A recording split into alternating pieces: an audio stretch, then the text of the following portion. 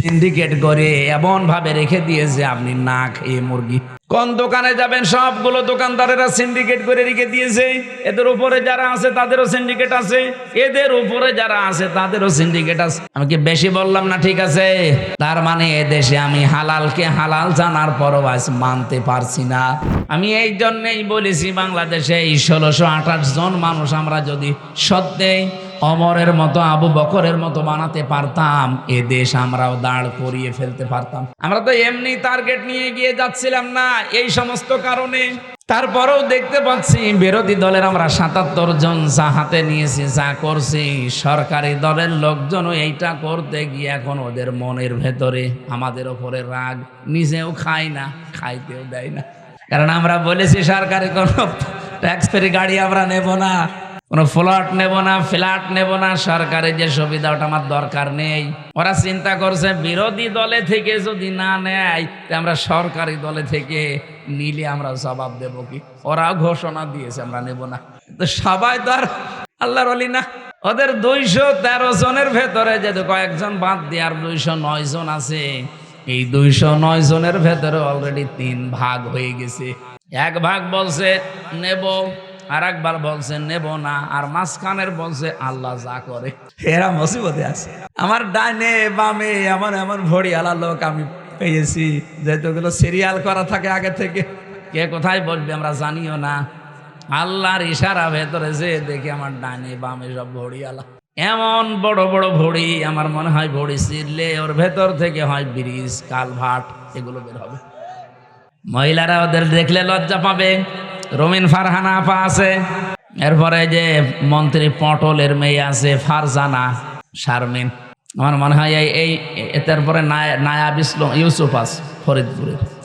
এই আপারা আমাদের সামনে। আমার মাঝে মাঝে চিন্তা হয় আল্লাহ আমার ডাইনে বামে যে অবস্থা, ও ম্যাডামগুলো যদি এদের পেটের দিকে তাকায় ভাববে আল্লাহ ছেলে মেয়ে হয় আমাদের আর পেট হয় হুজুরের পাশে 2 জনের। কি ভড়ি, ও কোন মারা যাবে ভড়ির উপর।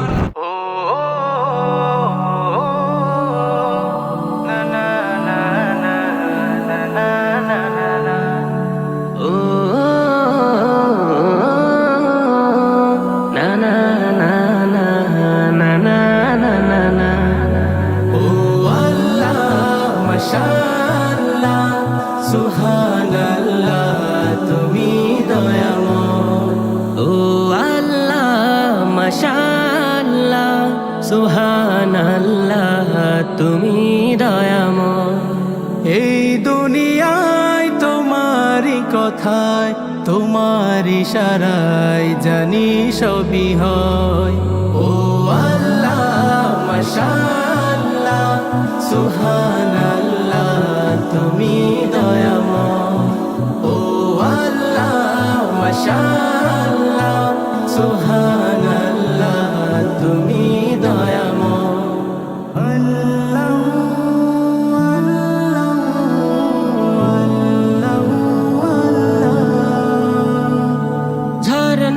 ছুটে চলে তোমার নামে, পাখিরা গান গায় তোমার শানে।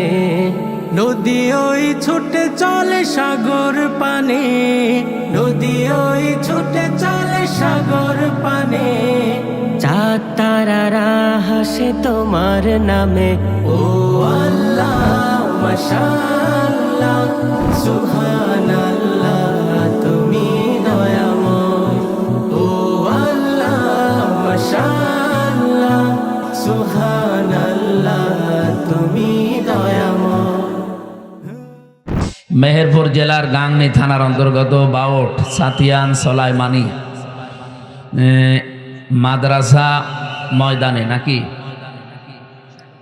111তম বাৎসরিক ইসালে সাওয়াবের অনুষ্ঠান। এটা মনে হয় অন্যান্য বছরে সারা রাত করেন আপনারা। এই সিস্টেম তো আমাদের অন্তত বৃহত্তর কুষ্টিয়া এলাকায় নেই। এগুলো চলে সাতক্ষীরা, ওই সিরাজগঞ্জ, পাবনা ওইদিকে। আপনারা মনে হয় এটা ধরে রেখেছিলেন। যাক, সারা রাত ব্যাপী অনুষ্ঠান করতেন, সেগুলো কমিয়ে রাত 10টা, 10:30, সর্বোচ্চ আমরা 11টায় শেষ করে দিই। 2 দিন ব্যাপী তাফসিরুল কোরআন মাহফিলের সমাপনী রজনীর সম্মানিত সভাপতি এখানে মহিবুল হক, জনাব মোহাম্মদ মহিবুল হক দামাত বারকাতুহুমুল আলিয়া, এই মাহফিলে এতক্ষণ যারা আলোচনা রাখলেন, আপনাদের মেহেরপুরের কৃতি সন্তান, ইসলামিক চিন্তাবিদ, মুফাসসিরে কোরআন বড় ভাই আলহাজ মাওলানা আব্দুল হালিম, আলোচনা রেখেছেন মাওলানা হোসাইন মাহফুজ চুয়াডাঙ্গা, হাফেজ মাওলানা শামীমুজ্জামান মেহেরপুর। সামনে বসা মুসলমান ভাইরা, পর্দার আড়ালের সম্মানিতা মা এবং বোনেরা, প্রশাসনের ভাইরা, প্রাণ প্রিয় মেহেরপুরবাসী, আপনাদেরকে কথা বন্ধ করা লাগবে ভাই, আর যা করেন করেন, কথা বলবেন না। একটা অনুরোধ, কথা বলা যাবে না। আবার কথা বলেন, যেখানে দাঁড়িয়ে আছেন দাঁড়িয়ে থাকেন, ভালো লাগলে দাঁড়িয়ে থাকেন, না শুয়ে পড়েন, তো কথা বলবেন না। আমার অনুরোধ, কথা বলবেন না। কোরআন শুনতে হলে যে দুইটা কথা মানা লাগে, তার ভেতরে চুপ থাকা একটা, সুতরাং কথা বলা যাবে না। দল মত নির্বিশেষে আজকের এই অনুষ্ঠান কোরআনের সাথে সম্পৃক্ত, এ কারণে অনুষ্ঠানের মর্যাদা বেড়ে গেছে।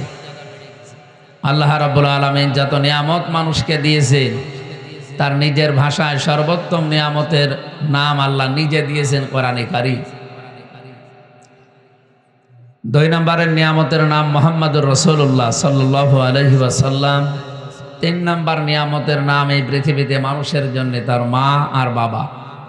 এই 3টা নিয়ামতের কদর করার তৌফিক কামনা করছি, আল্লাহ যেন দান করেন, বলেন আমিন।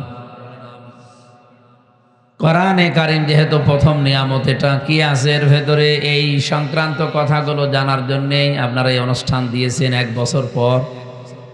আমরা আসেন তো আল্লাহর কাছ থেকে একটু জানি। সূরা তাহার 113 নম্বর আয়াত সম্ভবত এটা। রব্বুল আলামিন বলেন, ওয়া কাযালিকা আনজালনাহু কুরআনান আরাবিয়্যা ওয়া সাররাফনা ফীহি মিনাল কিতাব ফীহি মিনাল ওয়াঈদ লাআল্লাহুম ইয়াত্তাকুন ইলা আখিরিল আয়াত।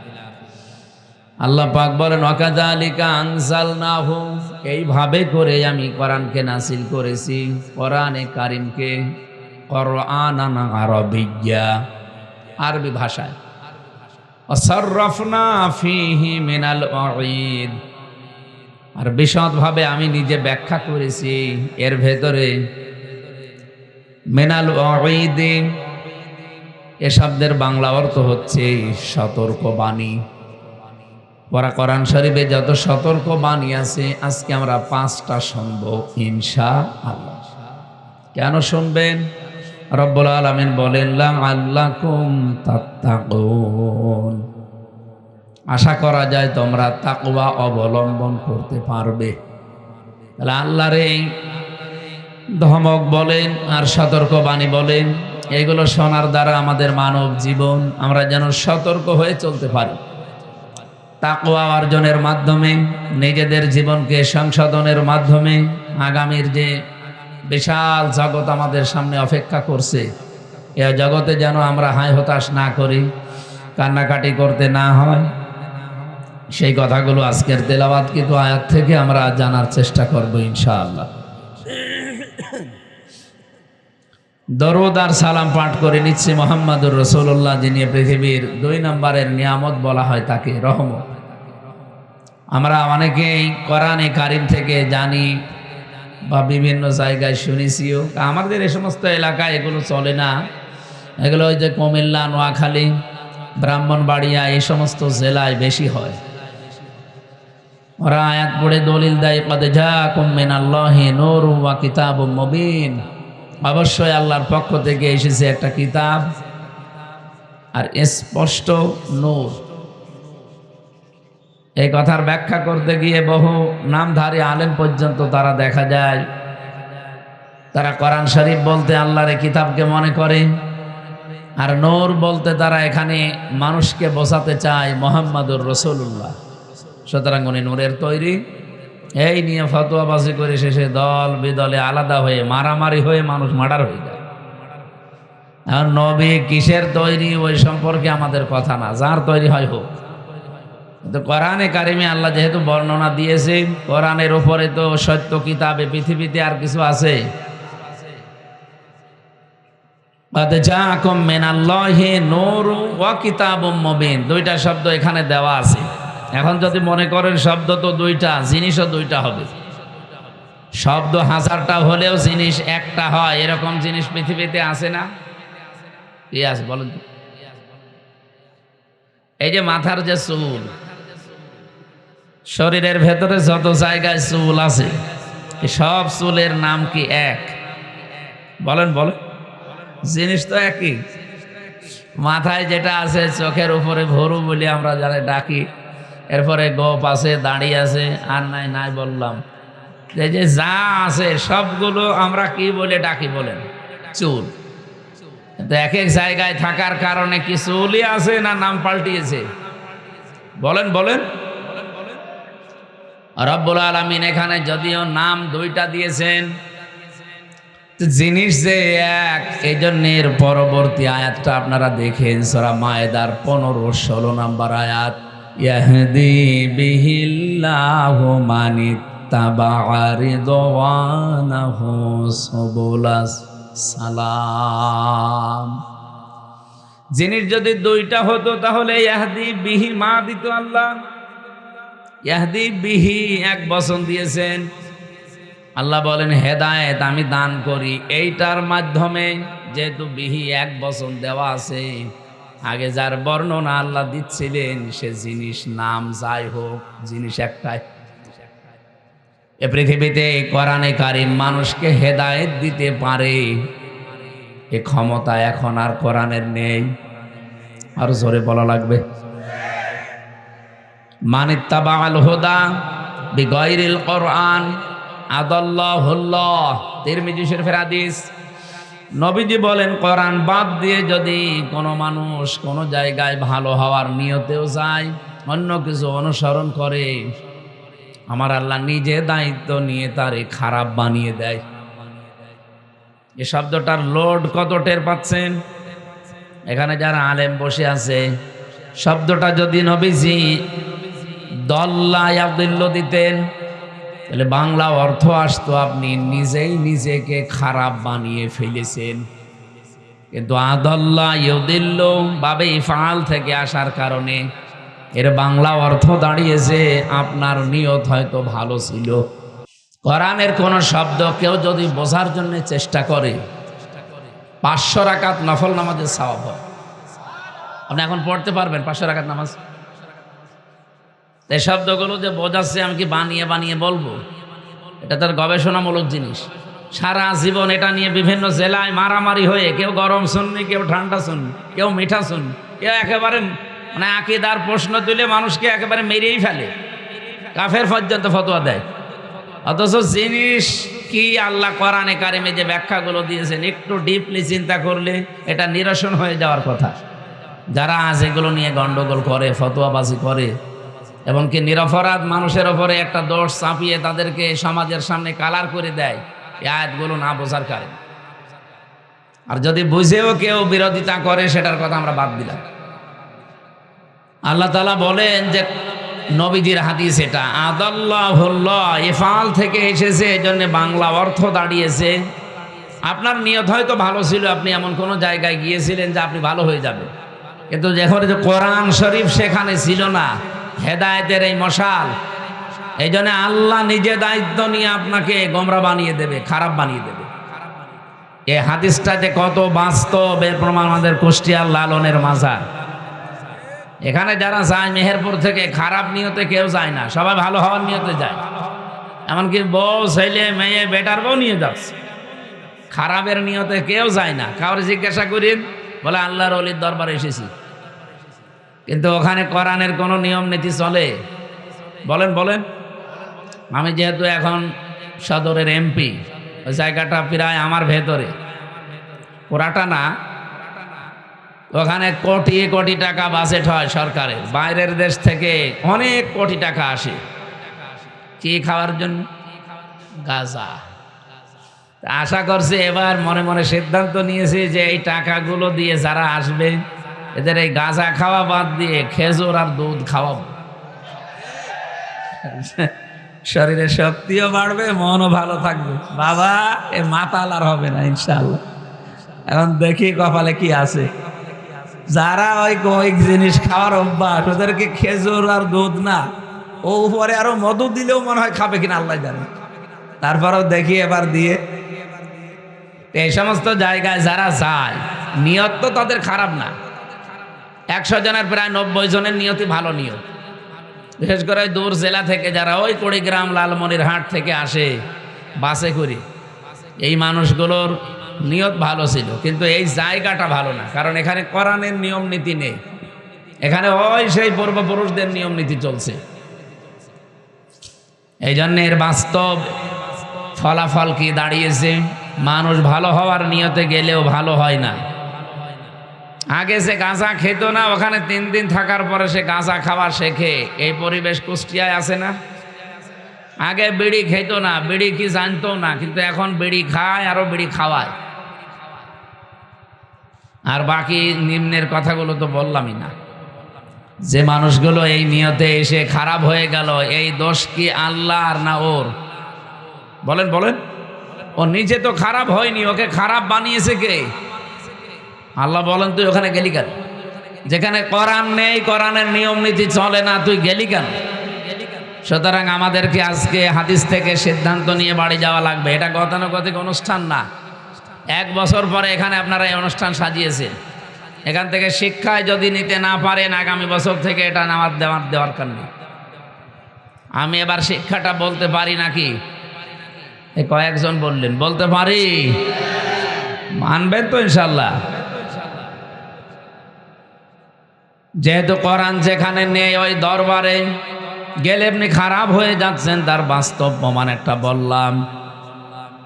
কোরআন যেখানে নেই, ওই দল যদি আপনার বাবাও তৈরি করে, ওই দলে আপনি থাকতে পারবেন না। আপনি যদি ভালো হওয়ার নিয়তেও থাকেন, আপনাকে খারাপ বানিয়ে দেবে কে? আরো জোরে বলেন। 73টা দল এই দেশে এখন, 49টা রাজনৈতিক দল নিবন্ধিত, বাকিটা বাদ দিলাম। বলেন তো, যেই দলে কোরআন নেই, কোরআনের কর্মসূচি নেই, আপনি যত ভালো মানুষ হন না কেন, যদি ওখানে ভালো হওয়ার নিয়তে থাকেন, আপনাকে যে কোনোভাবে খারাপ বানিয়ে দেবে কে? না আমির হামজা বানাবে না, তাহলে দল্লা শব্দ দিত, নিজে খারাপ হয়ে যেত। আশা করছি কথা অর্থ আপনি বুঝে ফেলেছেন। এখন যদি কেউ না বোঝার ভান করে থাকেন, একটু হাত তোলেন দেখি। তোলেন তোলেন, কেউ নেই। এ মাহফিল সাকসেস হবে ইনশাআল্লাহ।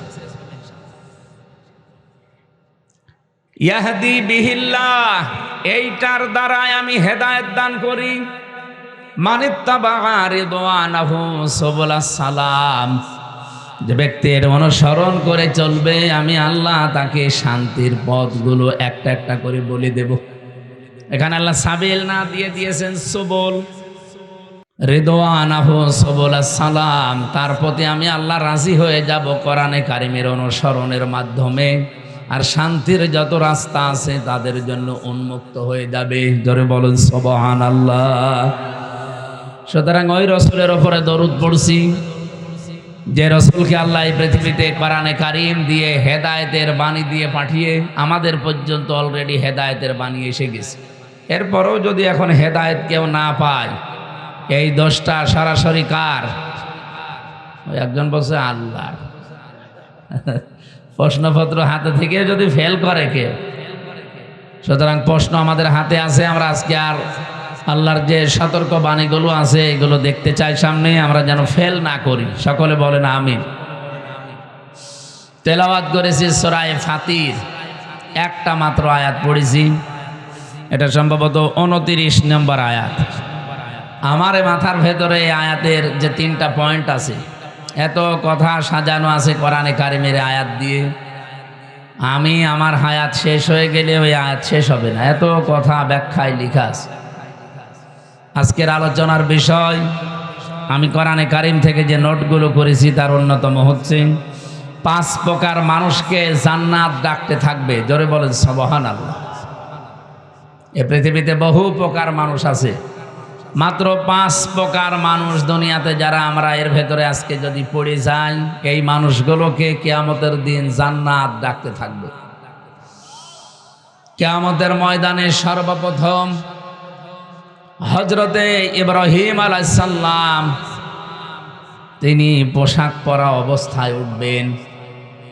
মুহাম্মদুর রাসূলুল্লাহ সাল্লাল্লাহু আলাইহি ওয়াসাল্লাম সেজদা যে পড়ার কথা আমরা জানি, 1 2 3 বছর না 50 বছর একাধারে তিনি সেজদায় পড়ে থাকবেন। রব্বুল আলামিন বলেন, জান্নাতের যে দরজাগুলো আছে সর্বপ্রথম প্রতিটি দরজা ডাক দিতে থাকবে মুহাম্মদুর রাসূলুল্লাহকে। এরপরে নবীদের ভেতরে হযরত ইব্রাহিম আলাইহিস সালামকে, আর সাধারণ চ্যানেলে আমরা মানুষ যারা আছি তাদের ভেতরে ডাক দেবে সর্বপ্রথম হযরতে আবু বকর সিদ্দিক রাদিয়াল্লাহু তাআলা আনহুকে। আমার প্রশ্ন, তিনি কি করেছিলেন? জান্নাতের দরজাগুলো তাকে ডাকতে থাকবে, তিনি কি করলেন দুনিয়ায়? তিনি যে হায়াত পেয়েছিলেন 200-250 বছর, তাও না, আমাদের মতোই হায়াত তার ছিল। এই 60-70 বছরের মতো হায়াত, 63 বছর তিনি বেঁচে ছিলেন, তার জীবন থেকে পেয়েছি। কি এমন কাজ করে গেলেন যে জান্নাত তাকে ডাকতে থাকবে? নবীজি মাঝে মাঝে বলতেন, তাম পৃথিবীর আকাশে যে তারকাগুলো কেউ দেখতে পাও, যদি গণনা শুরু করো হয়তো একদিন গুনতে গুনতে শেষ হয়ে যাবে। হযরতে ওমর জীবনে মুসলমান হওয়ার পরে যে নেকির কাজে আঞ্জাম দিয়েছে, ওমরের নেকি শেষ হবে না।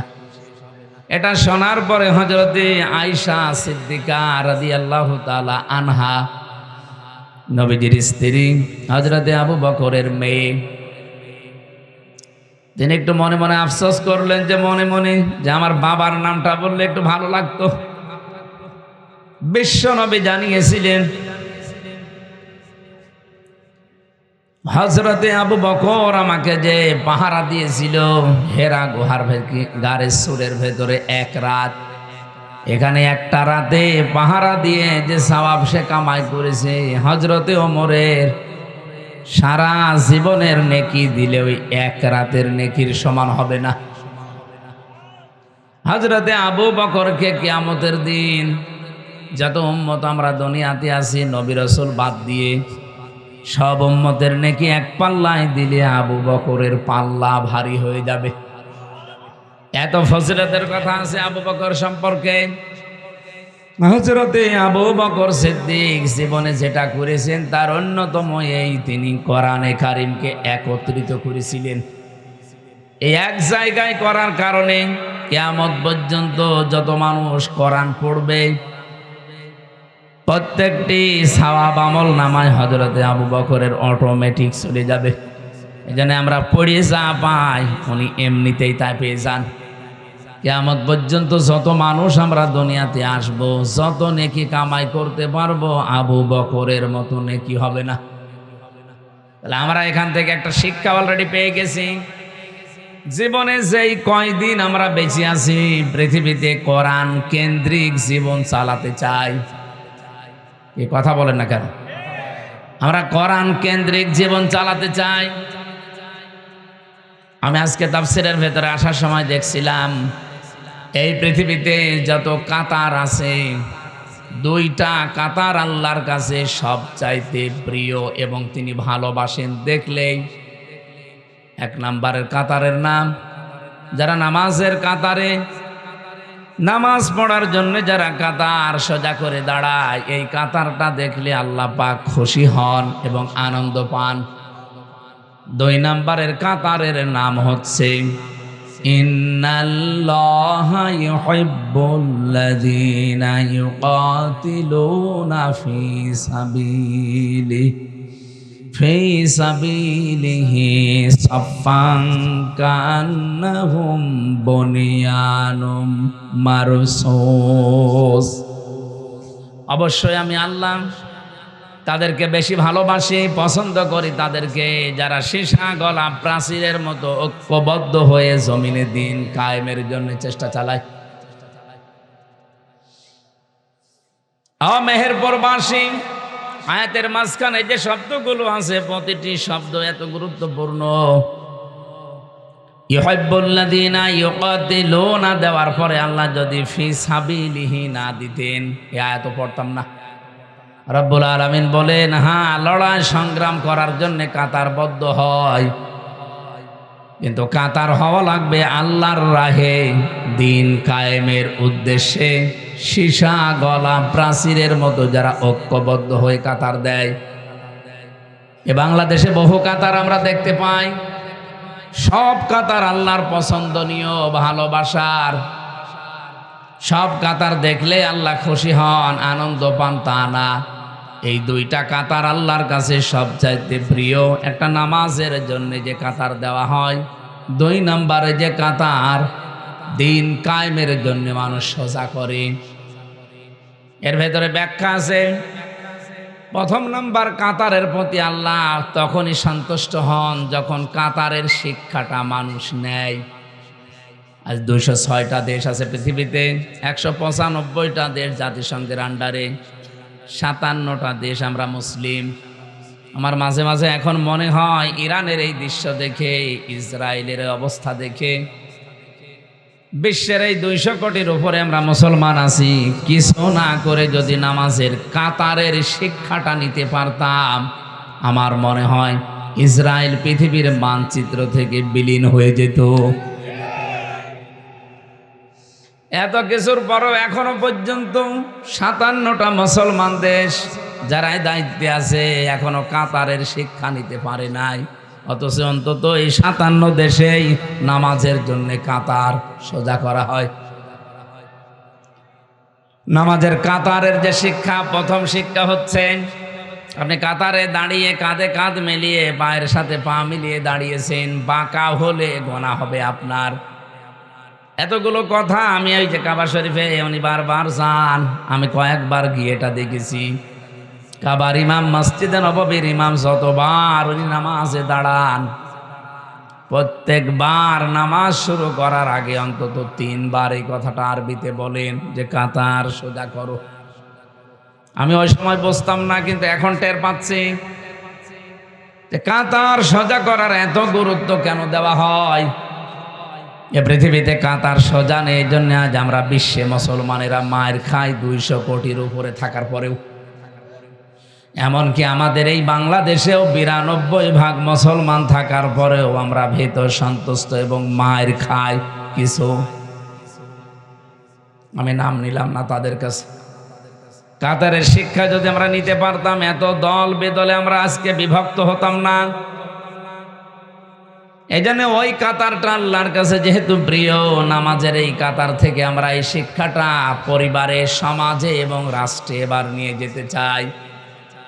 যেহেতু নামাজের ভেতরে কাতার দেখলে আল্লাহ খুশি হন, তার ভালো লাগে, আমরা এই কাতারটা যদি আজ পরিবারে, সমাজে, রাষ্ট্রে নিয়ে যেতে পারতাম, আমাদের দেশের ওপরে আল্লাহ খুশি এবং রাজি হয়ে যেতেন। আজকে থেকে কাতারটা একটু নিয়ে যাওয়া যায় না বাইরে? আমার তো মাঝে মাঝে এখন চিন্তা হয়, কাতারের শিক্ষা যদি মসজিদ থেকে বের করে আজকে এই বাউট বাজারে এখানে আমরা নিয়ে যেতে পারি, এই বাউট বাজারে যতগুলো অবৈধ জিনিস আছে কালকেই বন্ধ হয়ে যাওয়ার কথা। আমরা দেখেছি বাউট বাজারে আপনি যান, 570 টাকা দেশি মুরগি ওরা কিনে নিয়ে আসে, সর্বোচ্চ 20 টাকার উপরে লাভ করা সরকারি নিয়ম নীতিতে নেই। তাহলে আপনি 590 টাকায় সর্বোচ্চ বিক্রি করতে পারবেন। কত? আপনি বাউট বাজারে যে দেখেন 570 থেকে 90 না 650 টাকা বিক্রি হচ্ছে। আমি সেদিন কুষ্টিয়াতে ম্যাজিস্ট্রেট নিয়ে রেট দিয়ে এটা দেখলাম। এটা যদি কেউ ধরা পড়ে তার 1 বছর জেল হবে, 1 লাখ টাকা জরিমানা হবে। নামাজে যেভাবে কাতার সোজা করেছিলেন আল্লাহর একটা বিধান মানার জন্যে, এখানে আল্লাহর একটা বিধান মানা হবে, সেটার নাম সেজদা। নাম কি? আরো জোরে বলেন। এই সেজদার বিধান মানতে গিয়ে কত রকমের নিয়ম নীতি বানানো হয়। প্রতিদিন 5 ওয়াক্ত নামাজে আজান দেওয়া হয়, এর আলাদা মুয়াজ্জিন আছে, খতিব আছে, ইমাম আছে, খাদেম আছে। এই মসজিদটা পরিষ্কার করার জন্য, রক্ষণাবেক্ষণের জন্য এলাকার মানুষের দায়িত্বশীল আছে। প্রতি মাসে মাসে কমপক্ষে 30-40 হাজার টাকা খরচ হয় একটা মসজিদ। একেবারে নিম্ন যেটা গ্রাম অঞ্চলে সেইটাও এতগুলো মানুষ চালাতে? এ শুধুমাত্র অনুষ্ঠান করার জন্য এতগুলো মসজিদ তো দরকার না। এ অনুষ্ঠান থেকে আমাদেরকে শিক্ষা নেওয়া লাগবে। যদি সত্যি আমরা নিয়ে যেতে পারতাম, বাজারের এই অনিয়ম আমরা নামাজের কাতারের মানুষগুলো সোজা করে ফেলতাম। কিন্তু নামাজের কাতার পর্যন্ত শেষ, বাউট বাজারে পর্যন্ত যেতে পারবেন না। তো এ কাতার দেখে তো আল্লাহর ভালো লাগবে না, এ কাতার দেখে আল্লাহ খুশি হবে না। কারণ কাতারের যে প্রথম শিক্ষাটা, এটাই আমরা নিতে পারলাম না। একটা বিধান পালন করতে যদি এত তীরের মতো সোজা হওয়া লাগে, আল্লাহর এরকম বিধান এখনো পর্যন্ত আছে 499টা। কোরআনে আল্লাহ 500 বিধান দিয়েছেন, আপনি তো একটা বিধান পালন করার জন্য এত পাগল। এই 499টা বিধান আপনি পালন করবেন কবে? মেহেরপুরবাসী, গুরুত্বপূর্ণ বিষয়, খুব গুরুত্ব দিয়ে শুনবেন। নামাজের কাতার দেখলে যেহেতু আল্লাহ রাজি হয়ে যান, খুশি হন, আনন্দ পান, আমরা ওই কাতার এবার বাংলাদেশে তৈরি করতে চাই। এ কাতার ভেঙে দেওয়ার জন্য বহু ষড়যন্ত্র চলছে। ড্রামার বাম অনেক আলেমকে তারা টাকা পয়সা দিয়ে কাতার যেন সোজা না থাকে তারা চেষ্টায় লেগে আছে। ঠিক বললেন বুঝে নাকি আন্দাজে? 2 নম্বরের কাতারের নাম যেটা আমরা পাই, তার নাম হচ্ছে জিহাদের ময়দানে যে কাতার আল্লাহর দিন কায়েমের জন্য সোজা করা হয়, এবং সীসা গলা প্রাচীরের মতো আমরা যারা অবস্থান নেই, এই বাংলাদেশে কাতারটা একেবারে দুর্বল। আর দুর্বল হওয়ারও কারণ আছে। রব্বুল আলামিন বলেন, আল্লাহু ইয়াজতাবি ইলাইহি মাইয়াশা ওয়া ইয়াহদি ইলাইহি মাইয়ুনিব। আল্লাহু ইয়াজতাবি ইলাইহি মাইয়াশা, এখানে সরাসরি ফাইল কর্তা আল্লাহ নিজে। রব্বুল আলামিন বলেন, আমি যাকে নির্বাচিত করি, পছন্দ করি, ভালোবাসি। এ যেতে বা করা, যাকে আমি আল্লাহ চাই, এই মানুষকে আমি আল্লাহ এই জমিনে দিন কায়েম করার জন্য কাজে লাগিয়ে দেই। মেহেরপুরবাসী, বাংলাদেশের সর্বকনিষ্ঠ জেলায় আপনারা আছেন। 2টা আসন নিয়ে এই জেলা শেষ। মেহেরপুরের গাং নিয়ে 1 থানায় মনে হয় 1 আসন। বলেন তো, এখানে 4-5 লাখ মানুষ ভোটার আপনারা বাস করছেন। এখানে আমি যেটা বুঝেছি রব্বুল আলামিনের আয়াত অনুযায়ী, সবচাইতে বেশি ভালোবাসবেন আল্লাহ তাদেরকে, তিনি তাদেরকে নির্বাচিত করে পছন্দ করে নিয়ে আসবেন দিন কায়েমের জন্য। যাদেরকে আল্লাহ পছন্দ করেন, নির্বাচিত করেন, কাদেরকে করেন বলে মনে হয় আপনার? আল্লাহ নিজের পরবর্তী শব্দে ব্যাখ্যা করে জানিয়েছেন, ওয়ায়াহদি ইলাইহি মাইয়ুনিব। সবাইকে আমি আল্লাহ এ পথে নিয়ে আসি না। এ জমিন আমার, এখানে বিধান চলবে আমার। এই নিয়মটা চালু করার জন্য সবাইকে আমি আল্লাহ একেবারে পাইকারি হারে নিয়ে আসি না। যে লোকটা আল্লাহর দিকে ফিরে আসতে চাই মন থেকে, তাকে আমি আল্লাহ এই রাস্তায় কাজে লাগাই। এবার বাংলাদেশের দিকে তাকিয়ে বলেন, 54-55 বছর আমরা পার করে ফেলেছি, এ দেশে এখনো আল্লাহর বিধান রাষ্ট্রীয়ভাবে আমরা কায়েম করতে পারি নাই। এই জন্যে কারণ 100 জনের 51 জন হওয়া লাগবে, তারপরে দেশে দিন কায়েম হবে। যেহেতু হয়নি, 100 জনের এখনো 51 জন, এই জন্য আল্লাহর বিধান ওই জমিনে কায়েম করা সম্ভব হচ্ছে না। বিদেশি চক্রান্ত যেটা আছে, চাপ আছে, ওটা বাদ দিলাম। আমরা তো মুসলমান, 92% অন্তত আমরা তো আছি। তাহলে আয়াতের সারমর্ম বা মূল শিক্ষা অনুযায়ী আমরা যেটা পেয়েছি, এ বাংলাদেশে সবাইকে আল্লাহ নির্বাচিত করে নাই, পছন্দ করে নাই, ভালোবাসে নাই, কারণ আমরা মন থেকে এখনো পর্যন্ত দিন কায়েমের কাতারে আসতে পারি নাই। আমি আশা করছি আমি যা বলেছি আপনি বুঝে ফেলেছেন। সুতরাং এই জমিনে আল্লাহ আপনাকে ভালোবাসে না বাসে না, জান্নাত আপনাকে ডাকবে না ডাকবে না, এটা আপনি নিজেই চিন্তা করে এবার বের করেন। রব্বুল আলামিন এই আয়াতের সারমর্ম এটা, আমি আল্লাহ যাকে নির্বাচিত করি। এখানে মনে করেন এই 30 জন মানুষ আমরা স্টেজে বসে আছি, এই 30 জনে কিন্তু এই জমিন যার বিধান চালু করবে তার এ লাইনের লোক না। এখানে হয়তো 4-5 জন আমরা দিন কায়েমের পক্ষে অ্যাক্টিভ ভাবে কাজ করি, বাকি আছে যারা ওরা এ জমিন যার বিধান অন্য কারো চলে চলুক, ওটা আমার মাথা ব্যথা নেই, আমি যতটুকু পারছি মানছি তো না। নামাজ পড়া যেমন ফরজ মনে করেন, রোজা রাখা যেমন ফরজ মনে করেন, এই জমিন যিনি বানিয়েছেন বিধান তিনি দেবেন, তার কাজ চলবে, এইটাও ফরজ মনে করা লাগবে। আমি কি বোঝাতে পেরেছি না নাকি আন্দাজে চিল্লালেন? হ্যাঁ বুঝেছেন। ও মেহেরপুরবাসী, আমি আমার ইমান থেকে কথা বলছি। মাস্ট বি আপনি যতদিন এইটা নিজের ভেতরে নিয়ে আসতে না পারবেন, আর আপনাকে আল্লাহ নিয়ে আসতেও দেবে না। ওয়াহদি ইলাইহি মাইয়ুনিব, যে লোকটা মন থেকে আল্লাহর দিকে ফিরে আসতে চায়, মহান আল্লাহ তাকে দিন কায়েমের খাদেম হিসাবে কাজে লাগিয়ে দেন। এই জমিনে তো দিন কায়েমের লোক খুব বেশি না, তাহলে তো ইসলাম কায়েম হয়ে যাওয়ার কথা 55 বছর আগেই। তার মানে আল্লাহর ভালোবাসা মহাব্বতের পাত্র আমরা এখনো পর্যন্ত তার নির্বাচিত হতে পারি নাই, তার বাসায়ের ভেতরে আসতে পারি নাই, তার ছাঁটাইয়ের ভেতরে আমরা অনেকে এখনো আছি। আল্লাহর প্রক্রিয়া হচ্ছে আল্লাহ কাউকে ছাঁটাই করেন, কাউকে বাছাই করেন। এখন আপনি কি আল্লাহর বাছাইয়ের ভেতরে নির্বাচিত মানুষদের ভেতরে আছেন, নাকি অনির্বাচিত হয়ে বসে আছেন? আমার তো মনে হচ্ছে আমরা এখানে যত মানুষ আছি সবাই আল্লাহর নির্বাচিত বান্দা বান্দির ভেতরে নেই, অধিকাংশ আছি অনির্বাচিত এবং অপছন্দনীয় বান্দা বান্দির ভেতরে। আপনার যে মানে আশ্চর্য লাগে না যে আমি না 1000 বছর হায়াত পেলাম, 1000 বছর পরে তোমার মরা লাগবে।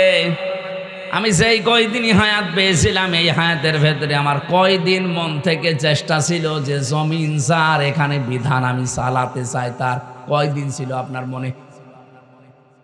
সাহাবায়ে কেরাম যা অমর হয়ে আছেন, ওনারা কি বেশি দিন হায়াত পেয়ে অমর হয়েছেন? ওনারা 200 বছর 500 বছর বেঁচে ছিলেন তা না, আমাদের মতো এই 50, 60, 70 বছর বাঁচতেন। কিন্তু এখন ওই 1500 বছর পরে তাদের নাম শুনলে রাদিয়াল্লাহু তাআলা আনহু আনহা বলা লাগে, এমনি খেলা করার জন্য না, তারা মন থেকে দিন কায়েমের জন্য আল্লাহর দিকে ফিরে এসেছিলেন। আমি সহ আপনারা সবাই যেন উদ্বুদ্ধ হতে পারি, সবাই বলেন আমিন। ও মেহেরপুরবাসী, পাশের জেলায় বাড়ি, এই জন্য অনেক মায়া নিয়ে কথা বলছি আপনাদেরকে। ফিরে আসেন। আপনি বেঁচে থাকা অবস্থায় যদি আল্লাহর দিন কায়েমের চেষ্টা না করেন, তো আপনি বেঁচে থাকা আর কুকুর বেঁচে থাকা সমান। এটা একটু বেশি হয়ে গেল না? বেশি হয়নি, এটাই ঠিক আছে। আমি 1000 বছর হায়াত পেয়ে বেঁচে থেকে খাবার খেয়ে সন্তানাদি জন্ম দিয়ে বিশাল এলাকার মালিক হয়ে 1000 বছরে ক্ষমতার চেয়ারে থেকে করব কি? আমাকে তো আল্লাহ একটা উদ্দেশ্য নিয়ে জমিনে পাঠিয়েছিলেন, সে উদ্দেশ্যটাই এইটা যে জমিন আমার, এখানে বিধান চালাতে হবে আমার। আমি এখন এটা পারি নাই। 54 বছর চলছে মানুষের নিয়ম নীতি, আমিও শান্তিতে নেই, আমার এলাকাও শান্তিতে নেই। আফগানিস্তানে ছিলাম, আমি দেখেছি এখানে যে মানুষগুলো আল্লাহর বিধানটা কায়েম করে মনে হচ্ছে যে তারা জান্নাতের ভেতরে আছে। আপনি মেহেরপুরের ইসলামী ব্যাংক থেকে 20 লাখ টাকা নিয়ে এই বাউট পর্যন্ত খালি হাতে আসতে পারবেন? আসতে বলেন। আসতে হয়তো পারবেন, মনের ভেতরে কত রকমের চিন্তা আসবে আপনার। কোন জায়গায় হয়তো ছিনতাইকারী আছে, ডাকাত আছে, এমনকি পথের ভেতরে যদি ধরে টাকা দিতে না চান মেরেও ফেলতে পারে। নাকি বেশি বলে ফেললাম?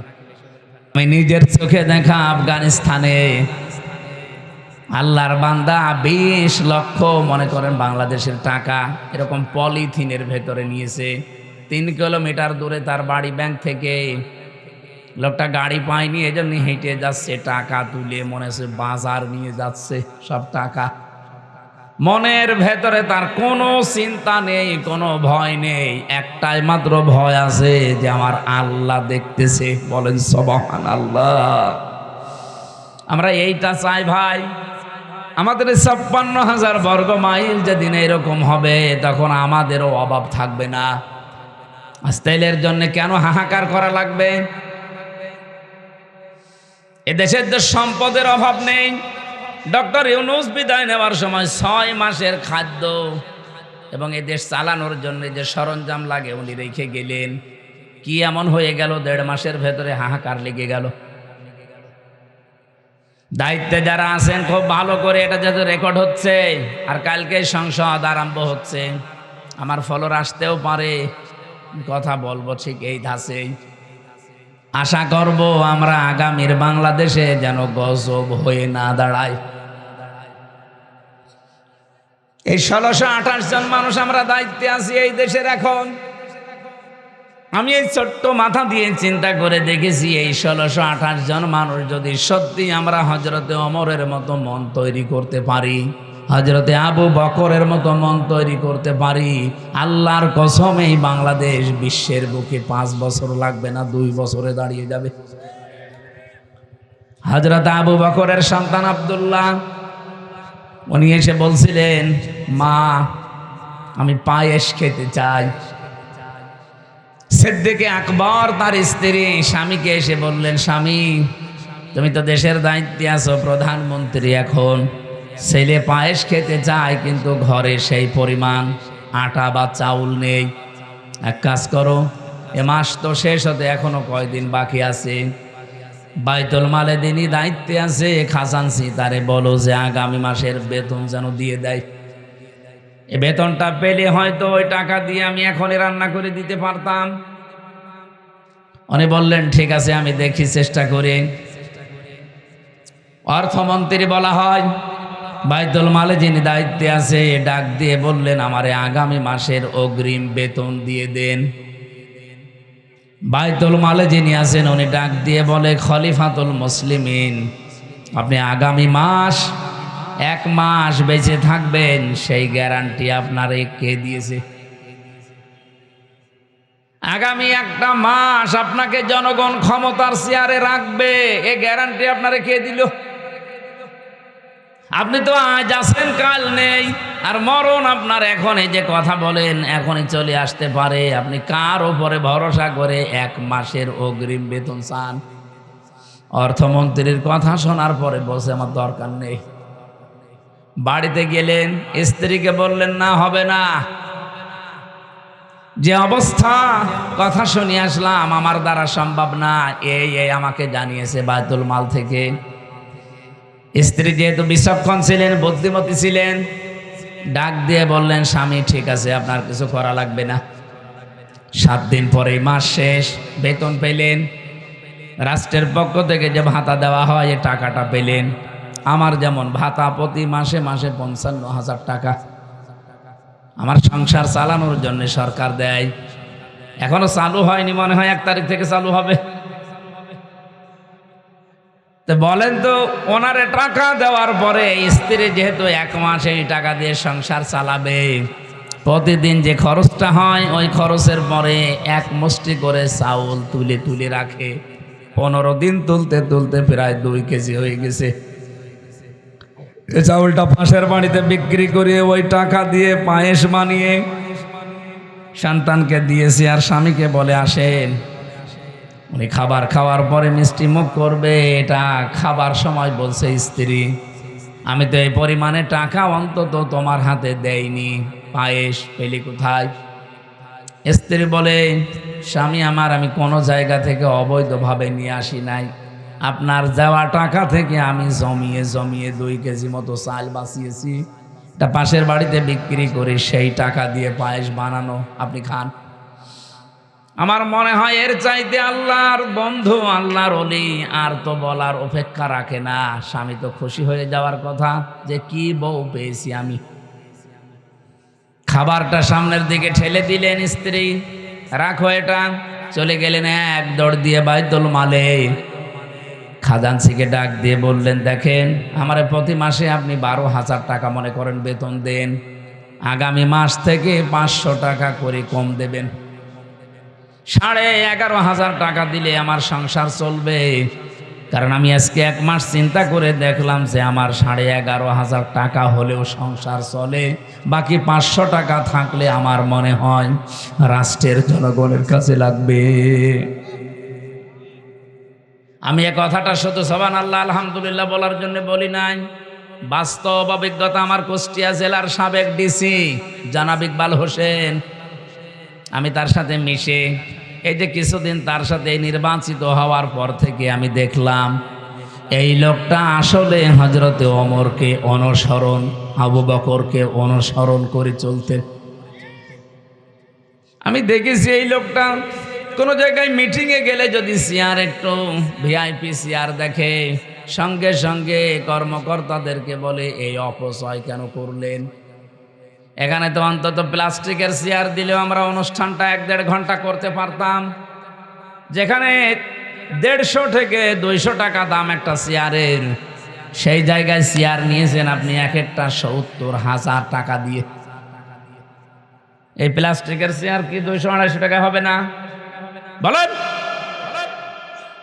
আপনি একটা চেয়ার নিয়েছেন আমাদের কুষ্টিয়ার পৌরসভার মেয়রের যে কক্ষে, যদি ওখানে 70টা চেয়ার থাকে, কমপক্ষে এক একটা চেয়ারের দাম 70,000 থেকে 1 লক্ষ টাকা করে, এমন ভিআইপি চেয়ার। মানে আমার সাথে ওই দিন মিটিংয়ে বলছিল, মাওলানা এই কাজটা না করে যদি এই জায়গায় অন্তত চেয়ারগুলো নরমাল দিয়ে এই প্রতি চেয়ার থেকে টাকা বাঁচিয়ে জনগণের পেছনে খরচ করা যেত, দেশটা আরো আগে দাঁড়িয়ে যেত। আমি এই জন্যেই বলেছি, বাংলাদেশে এই 1628 জন মানুষ আমরা যদি সত্যিই ওমরের মতো, আবু বকরের মতো বানাতে পারতাম, এ দেশ আমরাও দাঁড় করিয়ে ফেলতে পারতাম। আমরা তো এমনি টার্গেট নিয়ে গিয়ে যাচ্ছিলাম না, এই সমস্ত কারণে। তারপরেও দেখতে পাচ্ছি বিরোধী দলের আমরা 77 জন যা হাতে নিয়েছি, যা করছি, সরকারি দলের লোকজনও এইটা করতে গিয়ে এখন ওদের মনের ভেতরে আমাদের ওপরে রাগ, নিজেও খায় না, খাইতেও দেয় না। কারণ আমরা বলেছি সরকারি কোনো ট্যাক্স ফ্রি গাড়ি আমরা নেব না, কোনো প্লট নেব না, ফ্ল্যাট নেব না, সরকারি যে সুবিধা ওটা আমার দরকার নেই। ওরা চিন্তা করছে বিরোধী দলে থেকে যদি না নেয়, আমরা সরকারি দলে থেকে নিলে আমরা জবাব দেব কি। ওরাও ঘোষণা দিয়েছে আমরা নেব না। তো সবাই তো আর আল্লাহর ওলি না। ওদের 213 জনের ভেতরে যদি কয়েকজন বাদ দিয়ে আর 209 জন আছে, এই 209 জনের ভেতরে অলরেডি 3 ভাগ হয়ে গেছে। 1 ভাগ বলছে নেব, আর একবার বলছে নেব না, আর মাঝখানের বলছে আল্লাহ যা করে। এরা মুসিবতে আছে। আমার ডাইনে বামে এমন এমন ভড়িয়ালা লোক আমি পেয়েছি, যেগুলো সিরিয়াল করা থাকে আগে থেকে, কে কোথায় বলবে আমরা জানিও না। আল্লাহর ইশারা ভেতরে যে দেখি আমার ডাইনে বামে সব ভড়িয়ালা, এমন বড় বড় ভড়ি, আমার মনে হয় ভড়ি ছিঁড়লে ওর ভেতর থেকে হয় ব্রিজ, কালভার্ট, এগুলো বের হবে। মহিলারা ওদের দেখলে লজ্জা পাবে। রমিন ফারহানা আপা আছে, এরপরে যে মন্ত্রী পটলের মেয়ে আছে ফারজানা শারমিন, আমার মনে হয় এই তারপরে নায়াব ইসলাম ইউসুফ আছে ফরিদপুরের। এই আপারা আমাদের সামনে, আমার মাঝে মাঝে চিন্তা হয় আল্লাহ আমার ডাইনে বামে যে অবস্থা, ও ম্যাডামগুলো যদি এদের পেটের দিকে তাকায় ভাববে আল্লাহ ছেলে মেয়ে হয় আমাদের আর পেট হয় হুজুরের পাশে 2 জনের। কি ভড়ি, ও কোন মারা যাবে ভড়ির উপর।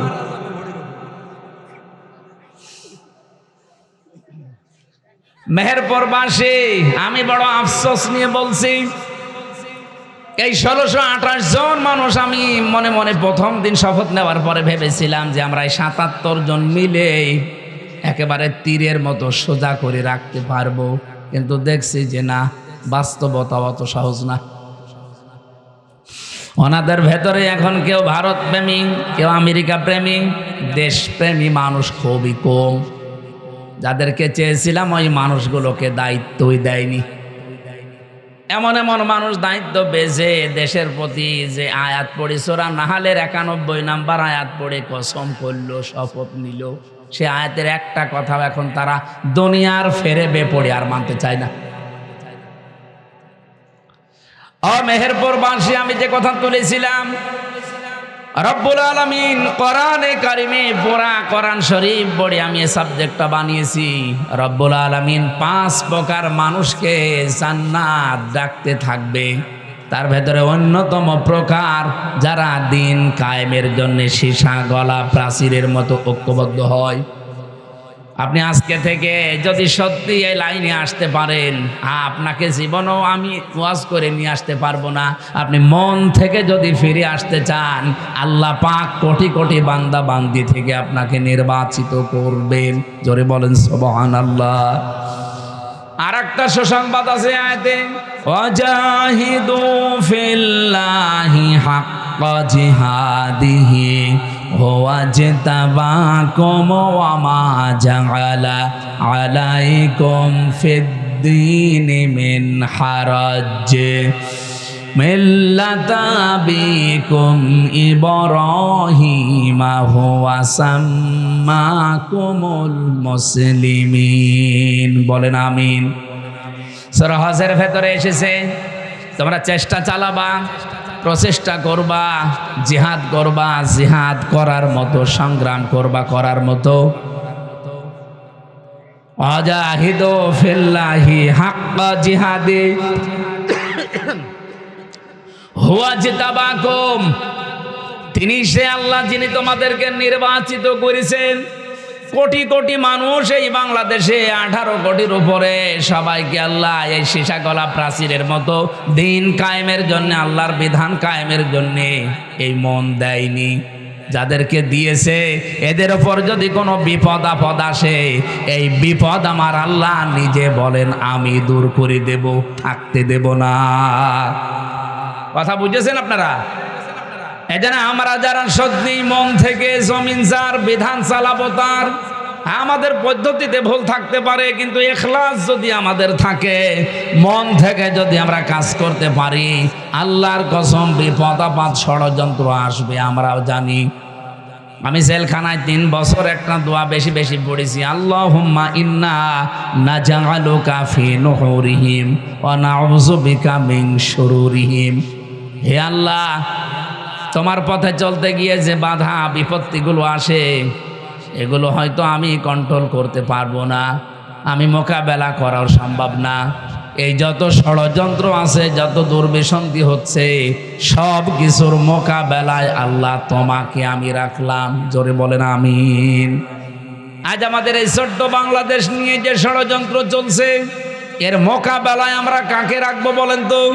কারণ আমাদের তো সেই ক্ষমতা, সেই শক্তি এখনো হয়ে ওঠেনি, কারণ শয়তানের দলে লোক বেশি থাকে। সবচাইতে বড় বিষয়, আমাদের প্রতিবেশী নামে যারা কলঙ্ক, এটা রেকর্ড হচ্ছে, আমি জানি তারা আমাকে শত্রু ভাববে, ভাবুক। এই পৃথিবীতে যত দেশ আমি ঘুরলাম, প্রত্যেকটা দেশের পাশে মুসলমান দেশ কম বেশি পেলাম, এমনকি খ্রিস্টান দেশ, বৌদ্ধ দেশ, তারাও যদি থাকে তারা বন্ধুত্বের মতো আচরণ করে। আপনি মালয়েশিয়া যান, মালয়েশিয়া আর সিঙ্গাপুরের বর্ডার মাত্র একটা ছোট্ট খাল, অথচ কোনো তার কাটা নেই। পাসপোর্ট দেখাবেন, খাল পার করে আপনাকে ঢুকিয়ে দেবে। যান পাশে থাইল্যান্ড, ওখানে বৌদ্ধরা বেশি বাস করে, কোনো তার কাটা নেই, বিশাল এলাকা, শুধু আপনি যাবেন, পাসপোর্ট দেখিয়ে শেষ করে দেবে, আবার বের হয়ে চলে আসবেন। কিন্তু আমরা এমন একটা প্রতিবেশী পেয়েছি, তার কাটা দিয়ে তো ঘেরা আছেই, মাঝে মাঝেই তার কাটায় মানুষ ঝুলিয়ে রাখে। এ দেশটা না দাঁড়ানোর পেছনে কারণই আমাদের এই প্রতিবেশীরা। এই যে মুক্তিযোদ্ধা রাজাকার, এই যে দ্বন্দ্ব লাগিয়ে রেখেছে 55 বছরে দাদা বাবুরা, আমরা যেন মাজা খাড়া করে দাঁড়াতে না পারি। এর ভেতর প্রায় 8টা পয়েন্ট আছে। ওরা আমাদেরকে এই 55 বছর এটা ভুলতে দেয়নি। এ রাজাকার মুক্তিযোদ্ধা, আমার মনে হয় এখানে আমরা যারা আছি, 100 জনের খুব বেশি হলেও 10 জন পাওয়া যাবে ওই জামানার, বাকি আমরা তো সবই এই জামানার। তাই আমাদের কাছে ওই পুরাতন গল্প বলে এখন আমাদের ভেতরে ডিভাইডেড করে আপনি কি হাসিল করতে চান?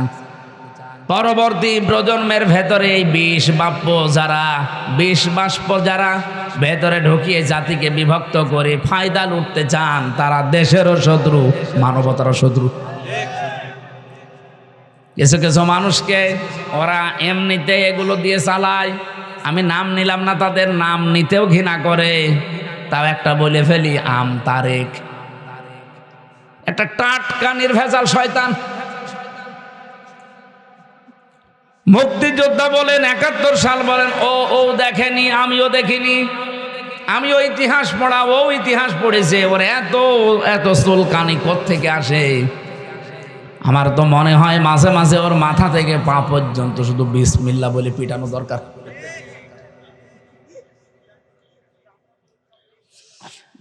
আমার উদ্দেশ্য ছিল যেটা বলা, রব্বুল আলামিন এই যে দিন কায়েমের পথে যদি আমরা সত্যি মন থেকে ইখলাসের সাথে টিকে থাকতে পারি, কোনো চিন্তা করবেন না, কোনো ভয় করবেন না। যত বিপদ আপদে আসবে, যত ষড়যন্ত্র আসবে, কোনো বিপদ আল্লাহ স্থায়ী হতে দেবে না। এগুলো সব দূর করে দেবে কে? আল্লাহর উপরে আমাদের নেই। আরো জোরে বলেন, আছে কিনা? যে 5 প্রকার মানুষকে এই পৃথিবীতে জান্নাত ডাকতে থাকে, তার 1 নম্বরে যেহেতু এরা, আপনি আছেন কিনা এবার ভাবেন। আর আপনি থাকবেন না এ কারণে, কারণ আপনি মন থেকে এখনো আল্লাহর দিকে ফিরে আসেননি। 2 নম্বরে আজকের তেলাওয়াতকৃত আয়াতের ভেতরে আছে, ইন্নাল্লাযীনা ইয়াতলুনা কিতাবাল্লাহ, নিশ্চয় যারা তেলাওয়াত করে আল্লাহর কিতাব। কার কিতাব? আরো জোরে বলেন। এই আয়াতের ব্যাখ্যায় একটা হাদিস পেয়েছি, এদিকে তাকান, নাকি শেষ করে দেব? নবীজি বলেন, মান ক্বারাআল কুরআনা ফাস্তাযহারাহু ফাহাল্লা হালালাহু ওয়া হাররামা হারামাহু আদখালাহুল্লাহুল জান্নাহ ওয়া শাফাআহু ফি আশারাতিন মিন আহলি বাইতিহি কুল্লুহুম ক্বাদ ওয়াজাবাত লাহুন নার। তিরমিজি শরীফের হাদিস। আল্লাহর নবী বলেন, যে ব্যক্তি কোরআন শরীফ পড়ে, আরে কোরআনে কারিম পড়ার পর এর হালাল বিষয়গুলো হালাল জানার পরে মেনে নেয়, হারাম বিষয়গুলো হারাম জানার পরে ছেড়ে দেয়। বলতে যত সহজ মনে হইল আমার কাছে, শুনতে যত সহজ মনে হচ্ছে আপনার কাছে, বলেন তো এটা মেনে চলা অত সহজ? আরো জোরে বলেন। শব্দের দিকে খেয়াল করে পড়েছেন, কোনদিন হাদিসটা শুনেছেন? মান ক্বারাআল কুরআনা, যে ব্যক্তি কোরআন পড়ে। এখানে আমার মনে হয় 100 জনের কমপক্ষে 70 জন মানুষ কোরআন শরীফ এদিক ওদিকে পড়তে পারবেন। কথা বলছেন না কেন? ফাহাল্লা হালালাহু ওয়া হাররামা হারামাহু, এর হালালকে হালাল জানার পরে যারা মেনে নেয়। আমরা তো হালাল জিনিস কতগুলো জানি, এরপরও আমরা মানতে পারি না, এরকম পরিবেশ বাংলাদেশে নেই। আমি তো এই বাউট বাজারের উদাহরণটা দিলাম। আপনি হালাল কিছু জানার পরও মানতে পারবেন না, সিন্ডিকেট করে এমনভাবে রেখে দিয়েছে আপনি না খেয়ে মুরগি। কোন দোকানে যাবেন, সবগুলো দোকানদারেরা সিন্ডিকেট করে রেখে দিয়েছে। এদের উপরে যারা আছে তাদেরও সিন্ডিকেট আছে, এদের উপরে যারা আছে তাদেরও সিন্ডিকেট আছে। আমি কি বেশি বললাম না? ঠিক আছে। তার মানে এদেশে আমি হালালকে হালাল জানার পরও আজ মানতে পারছি না। প্রত্যেকটা দিক আর বিভাগের সিস্টেম বাংলাদেশে এইটাই। মেহেরপুর জেলার ডিসি, এসপি, টিওনো, এখানকার যিনি ওসি আছে, এই মানুষগুলো যদি চিন্তা করে যে আমি ভালো হয়ে থাকতে চাই, আমি জীবনেও 2 নাম্বারই করব না, চেষ্টা করলেও তারা পারছে না। কারণ এমন এমন সিস্টেম বানানো আছে উপরে। এই মেহেরপুর জেলার ডিসি হয়ে আসতে হলে তারে কমপক্ষে 20 কোটি টাকা দিয়ে আসা লাগে। এসপি হয়ে আসতে হলে তারে 50 লাখ টাকা দিয়ে আসা লাগে। টিনো হয়ে আসতে হলে তারে কমপক্ষে 20 লাখ টাকা দিয়ে আসা লাগে। ওসি হয়ে আসতে হলে 20 লাখের কমে সে আসতে পারে না গাংনী থানায়। এখন জোরে তারে আমি এভাবে ধরে কোরআন শরীফের আয়াত পড়ি, ফু দেই আর দোয়া করি যে ঘুষ খাবেন না। ও আমারে বলবে, মাওলানা এই চেয়ারটা পাওয়ার জন্য আমার বাবার 50 লাখ টাকা দেওয়া লেগেছে। ওই টাকা আগে দেন। এই কথা বলছে না কেন? আমি তারা কি জবাব দেব বলেন তো? এখন এই টাকাগুলো যিনি উপরে দিল, এ দোষ তো আর ওনার না। উনি তো ভালো হওয়ার চেষ্টাই করবেন। ওনার বেতন মনে করেন 55,000 টাকা। এই টাকা দিয়েই সে চলার মতো সিস্টেম করবে, কিন্তু ওই টাকা তুলতে হলে তাকে বাম হাতের ইনকাম করা লাগবে। কুষ্টিয়াতে আমি মাদকে হাত দিয়েছিলাম। এটা আবার ছেড়ে দিয়েন না যে হুজুর মদ খায়। মানে মাদক বন্ধ করার জন্য একটা তালিকা করলাম, 27 জনের নাম পেলাম যে এরা সরাসরি জড়িত, এদের দ্বারা এলাকা সব খারাপ হয়ে যাচ্ছে। প্রশাসনকে বললাম যে এই তালিকা একেবারে নির্ভরযোগ্য, আপনারা আরো খোঁজ খবর নেন, ভালো করে খোঁজ খবর নিয়ে আপনারা দেখবেন যদি সত্যি এগুলো অপরাধী হয়ে থাকে আপনারা আইন আওতায় নিয়ে আসেন। ও আল্লাহ, পরে শুনি ওখান থেকে বাবাজিরা মাল খায়। এখন দোষ তো শুধু বাবাজিদের না। আমারে কয়েকজন বলেই ফেললো, এমপি সাহেব করব কি? এমনিতেই নেই না, কারণ এই চেয়ারটা পেতে আমার 20 লাখ টাকা খরচ করে এখানে আসা লেগেছে। আমার যে সরকার বেতন দেবে, আমি তো হয়তো এখানে 1-1.5 বছর 2 বছর থাকতে পারবো। শুধুমাত্র ওই 32,000 40,000-এর বেতন দিয়ে তো এত টাকা জীবনে উঠবে না। এই জন্যই এদিক ওদিক করা লাগে। বলেন সুবহানাল্লাহ। নাউজুবিল্লাহ বললেন কেন?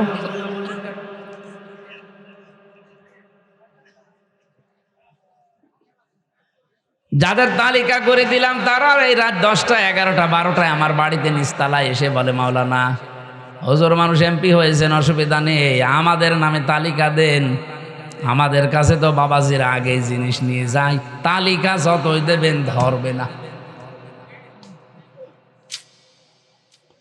এখন এই দোষ শুধু যারা এই কয়জন আছে এদের না, এদের উপরে যারা এই 20 লাখ 50 লাখ 20 কোটি টাকা নিয়েছে ধরা লাগবে তাদেরকে। এই জন্যই বলছিলাম 1628 জন মানুষের মন যতদিন পর্যন্ত আবু বকরের মতো ওমরের মতো তৈরি না হবে, এ দেশে শুধু ওয়াজ নসিহত করে ভালো করা সম্ভব না। নবীজির হাদিসের ভাষা দেখেছেন, কোরআন যারা পড়ে ফাহাল্লা হালালাহু, ফা দিয়েছেন মাঝখানে।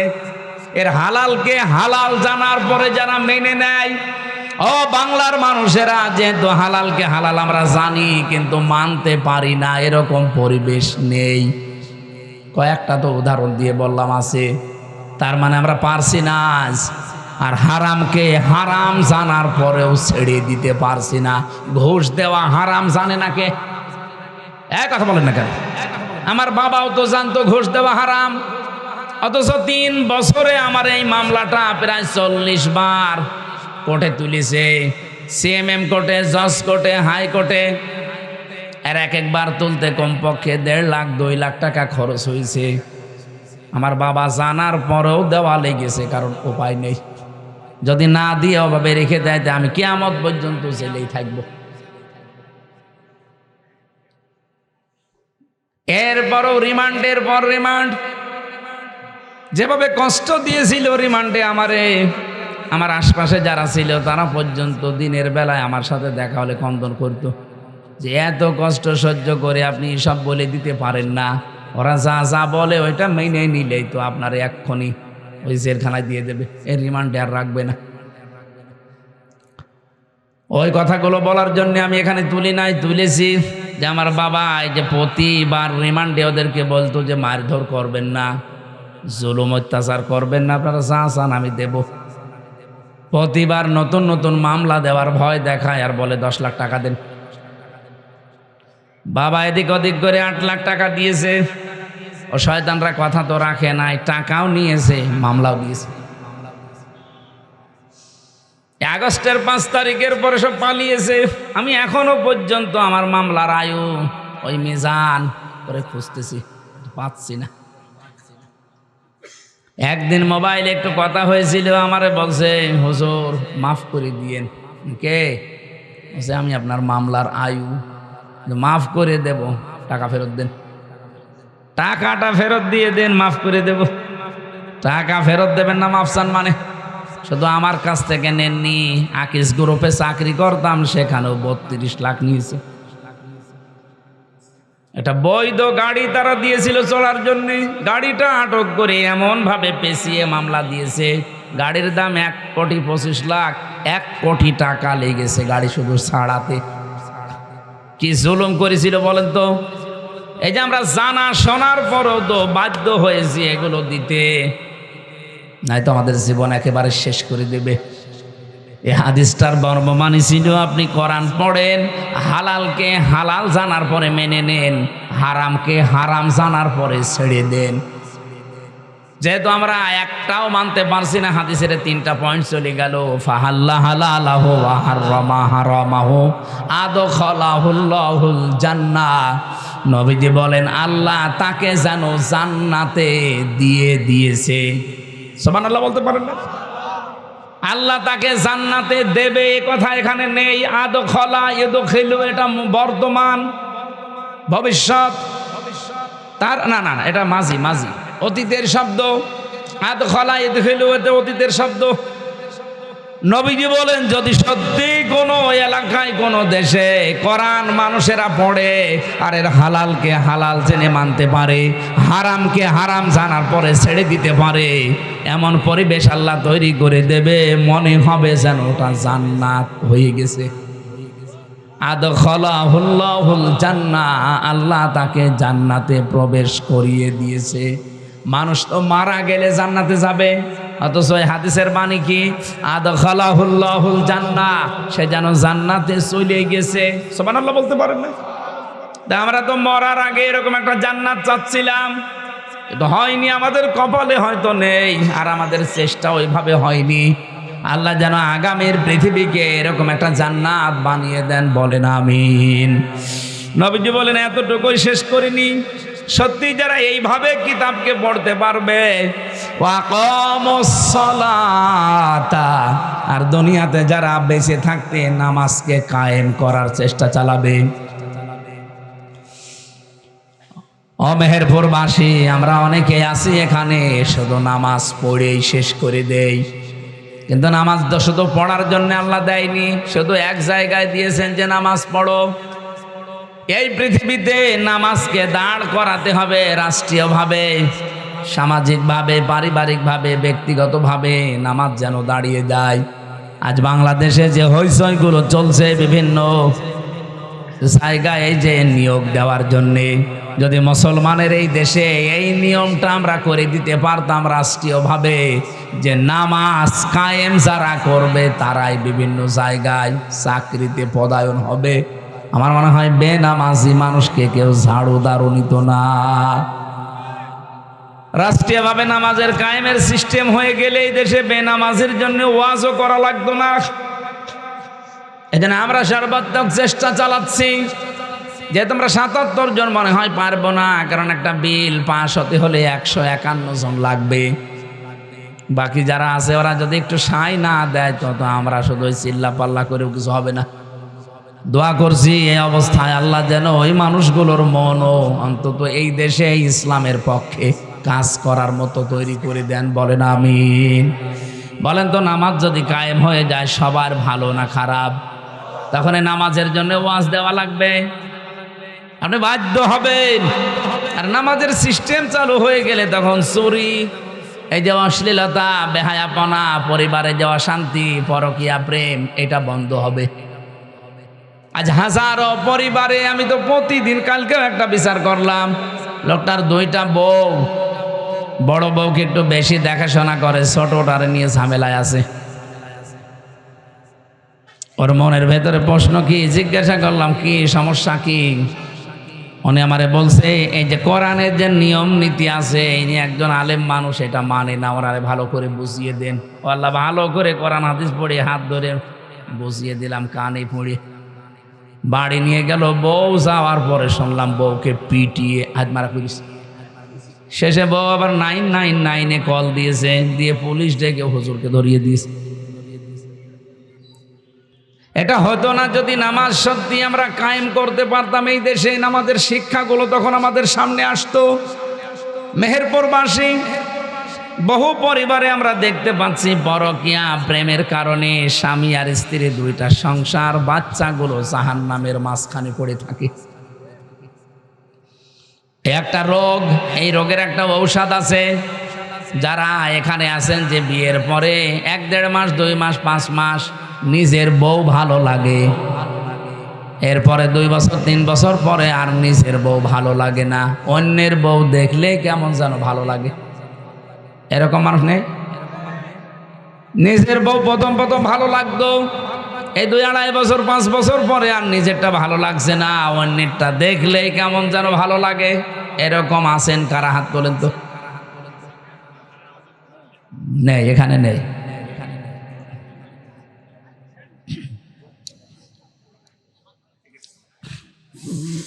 আমার ভাইরা, না কথাগুলো একটু ভালো করে শোনেন। এটা যেহেতু রোগ, এই রোগের কারণে আজ হাজারো পরিবার ধ্বংস হয়ে যাচ্ছে, ছেলে মেয়েগুলো সব মানে সেই কি আর বলবো। এটা এই রোগ থেকে মুক্ত করা দরকার না আমাদের? বলেন বলেন। কোরআনে কারিমে আল্লাহ ঔষধ দিয়েছেন আমাদের জন্য, যারা এই রোগে রোগী আছেন।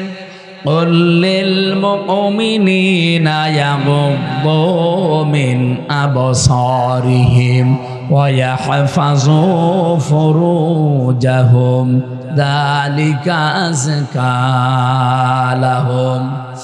সারা জীবনের জন্য মানা লাগবে না, মাত্র 1 মাস। ও মেহেরপুরবাসী, যারা এরকম পরিবারগুলো ধ্বংস করে ফেলছেন, মাত্র 1টা মাস এই 2টা ঔষধ আল্লাহ বানিয়েছেন, খাবেন। 1 নম্বরে নিজের চক্ষুকে নিম্নগামী করবেন, যেটা দেখা যায় নেই ওইটা দেখা যাবে না, সে যেই হোক। 2 নম্বরে নিজের লজ্জা স্থানকে হেফাজত করে রাখা লাগবে। আরে ভাই, আপনাকে 10 বছর বলছি না, মাত্র 1 মাস করে দেখেন। আল্লাহ বলেন যালিকা আযকা লাহুম, এইটাই পবিত্র পন্থা। আমার তো মনে হচ্ছে আল্লাহর এই ঔষধ আমরা যদি সত্যি মেনে নিতে পারি। আমি পরীক্ষিত কিছু মানুষকে ঔষধ দিয়েছি, তারা এসে ঘুরে বলেছে যে আমরা ফল পেয়েছি। আপনার যে যাদের এরকম মন মানসিকতা হয়ে গেছে, যারা পরকীয়া প্রেমী আছেন অলরেডি, তারা এটা করে দেখেন। 1টা মাস শুধু নিজের চোখকে কন্ট্রোল করে রাখবেন, নিজের লজ্জা স্থানকে হেফাজত করেন, আবার নিজের স্ত্রীকে আগের মতোই মনে হবে। ঠিক শুধু একজন বলল, বাকিগুলো ফেরেশতা বসে আছে।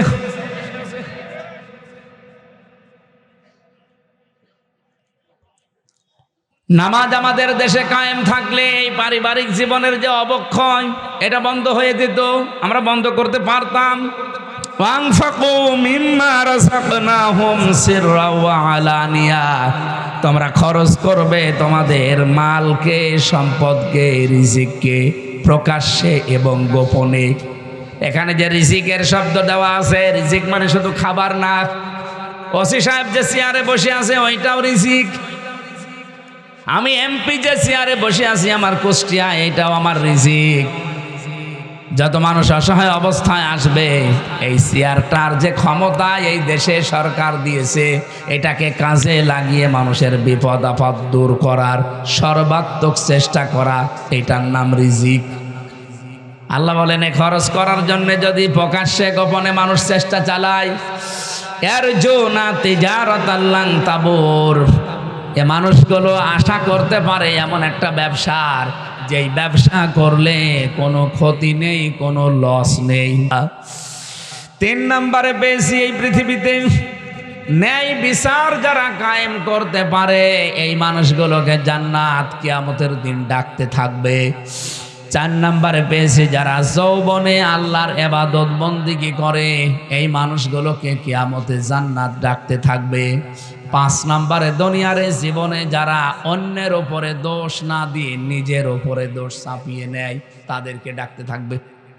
সারা বাংলাদেশে এই গোনাটা এত বেশি, মেহেরপুরেও আছে। নিজে অন্যায় করে, আর এই অন্যায়টা একটা নিরপরাধ মানুষের ওপরে, নিরপরাধ দলের ওপরে, নিরপরাধ গোষ্ঠীর ওপরে চাপিয়ে তাদেরকে কালার করে দেয়, এমন মানুষ নেই? আরো জোরে বলেন। এটা মেয়েদের ভেতরে একটু বেশি। এটা আর একটা কয়েকটা অর্থ আছে, এর তহমত বলে, বহতান বলে, এই যে চকলখড়ি বলে, এর কথা ওর কাছে লাগানো, ওর কথা ওর কাছে লাগিয়ে সম্পর্ক নষ্ট করে দেয়। এটা এত মারাত্মক অপরাধ আল্লাহর কাছে। যে এলাকায় যেই দেশে এই অপরাধটা ব্যাপক আকার ধারণ করে, আল্লাহ পাক বলেন আমি আস্তে আস্তে ওখান থেকে আমার রহমতের দরজা বন্ধ করে দেই।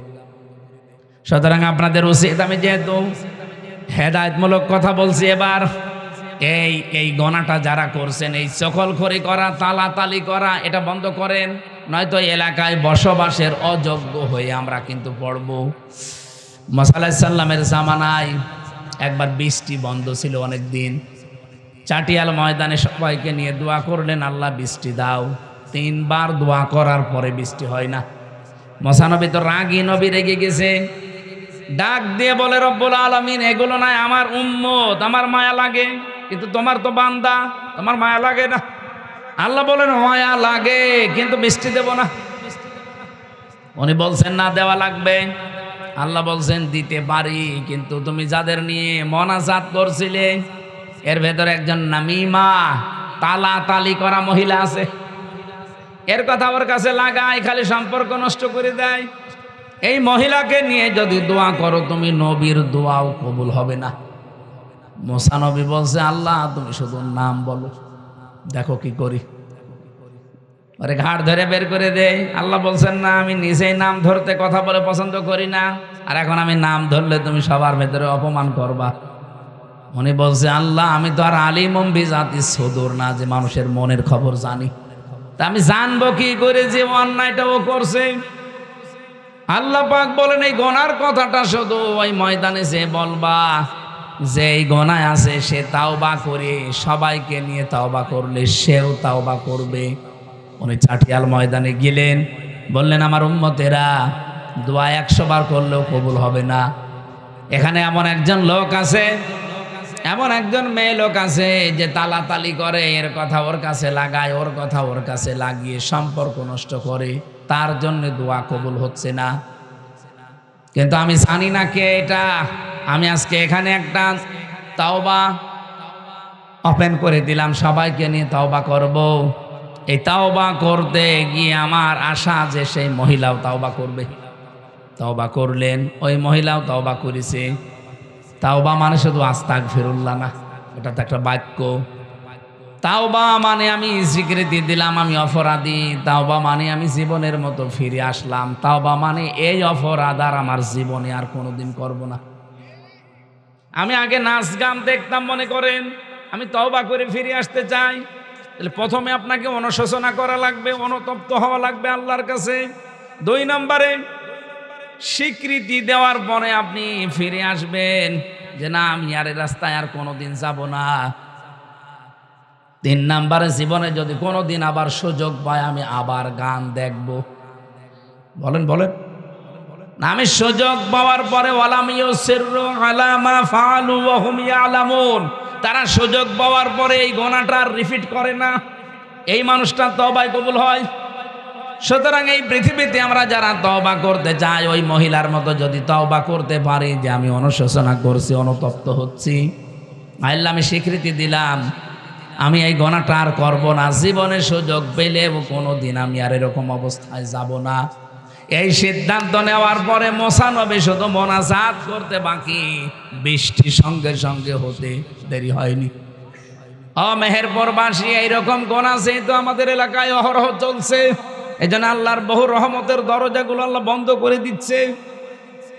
এখন তো এপ্রিল মাস এখনো শুরু হয়নি, মার্চ মাস শেষে, অথচ এত গরম তো হওয়ার কথা না। রব্বুল আলামিন বলেন সাহারাল ফাসাদু ফিল বাররি ওয়াল বাহরি বিমা কাসাবাত আইদিন নাস লিইউযিকাহুম বা'দাল্লাযী আমিলু লাআল্লাহুম ইয়ারজিউন।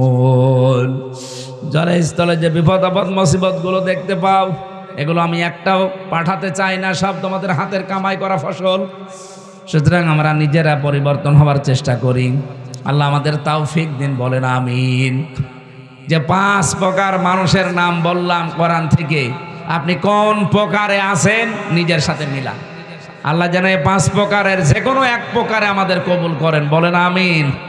এক নম্বরে যারা দিন কায়েমের জন্য ঐক্যবদ্ধ হয়, 2 নম্বরে যারা কোরআনে কারিম তেলাওয়াত করে, 3 নম্বরে এই জমিনে যারা নামাজ কায়েমের জন্য চেষ্টা চালায়, 4 নম্বরে যারা ন্যায় বিচার কায়েমকারী হয়, 5 নম্বরে যারা যৌবনে ইবাদত করে এবং মানুষের দোষ চর্চা বন্ধ করে। আল্লাহ আমাদেরকে 5 প্রকারের ভেতরে যেন শামিল রাখেন, বলেন আমিন।